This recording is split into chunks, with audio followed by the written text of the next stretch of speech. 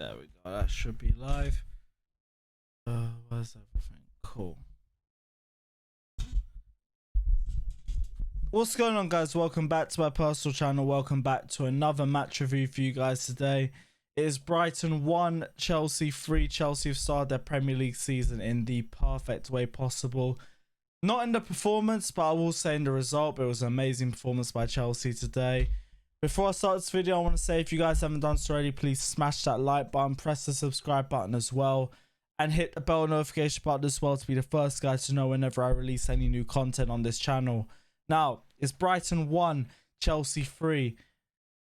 I will say, not the greatest performance from Chelsea, but I did say this team does need a little bit of time to bleed in, and with the performances today, it does lead into that point.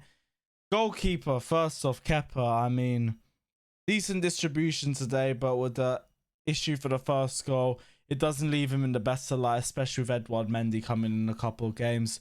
He starts off the game, both teams fighting for possession. I think Chelsea had a couple decent chances, but Werner found himself on the wrong side of offside for a lot of periods. But there was attacking intent, and that was something that we hadn't seen for a lot of periods of last season. And we went into the game well. Timo Werner ends up eventually bringing down a player for a penalty, and Jorginho slots it in just as we expected. So I was wondering who was going to take that out of Timo Werner and what's his name, Jorginho. But Jorginho was the one that made the most sense. He's a more senior player as well. He's the captain for the night. And he took the penalty and slotted it straight into the bottom corner just as we expected him to.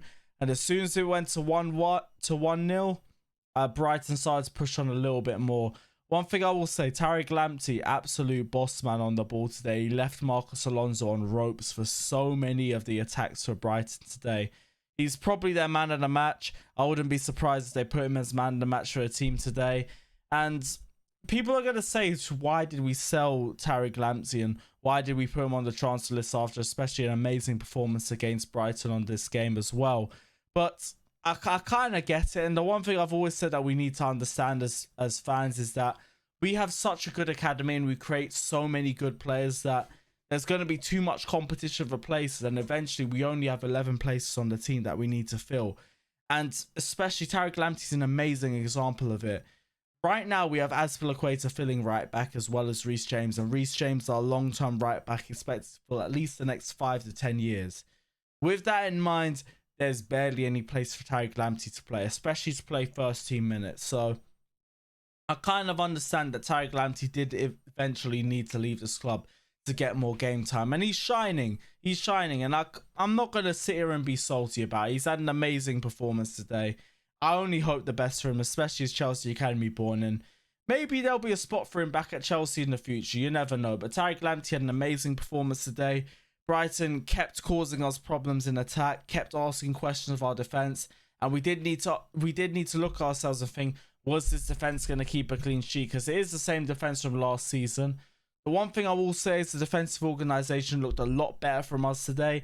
The centre-backs looked amazing. Kurt Zouma had a give no fucks mode today where he just threw himself in front of absolutely everything. And his aerial ability was there for everyone to see. Andreas Christensen as well had a much more promising performance that we've usually seen from him in previous seasons. And I thought he had an amazing performance today.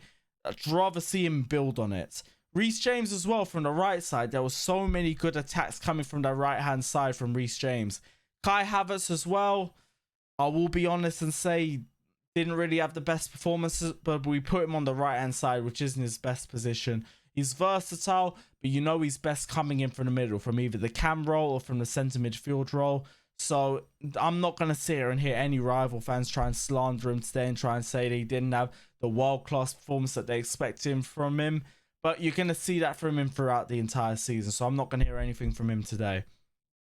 Second half came round and the first goal from, what's his name, from Brighton, which was just absolutely poor from Kepa. With Edouard Mendy coming in eventually in a couple of days, you really wanted to see a better performance from Kepa. You wanted to see him actually try and stamp his claim on that goalkeeper role because he had such a poor performance last season. With Mendy coming in, Mendy isn't coming in to just take his position. He's coming in to compete. But if Kepa's going to play like that and he's going to keep making mistakes like that where he just didn't have the reach for that Brighton goal, all it's going to do is make the job that much easier for Edouard Mendy when he comes in. It's going to be tough competition for Kepa for the rest of this season. And you wanted to see good performances from him, but that was an absolutely poor performance from him. But at least Reece James came in out of nowhere with an amazing finish for the second goal. Seriously, it was shades of Frank Lampard with that finish, and it was absolutely ridiculous. And that's exactly what we needed to turn the game straight back onto Chelsea's head. And as soon as we did that, Kurt Zouma came out of nowhere with a corner, which was also a great Reece James delivery as well. I'm not sure if it took a deflection on the way in, but it's classed as Kurt Zouma's goal, so we're going to take it as his as well. So it was 3-1 Chelsea to end the game, and Brighton tried to push forward with a couple more attacks to end the match, but as soon as we made it 3-1, the game was dead. We're going to go straight into player ratings now. Just 1 second, I need to get it up. Yeah, we're going to go straight into player ratings now. I'm going to start off with Kepa in goal. Didn't really have much issues until the first goal came in, but it was just another example of how when you're in space in the 25-yard box, you just have to have a shot with Kepa, and it might have a chance of going in. He didn't leave himself in the best of lights for today, so I'm going to give him a 5.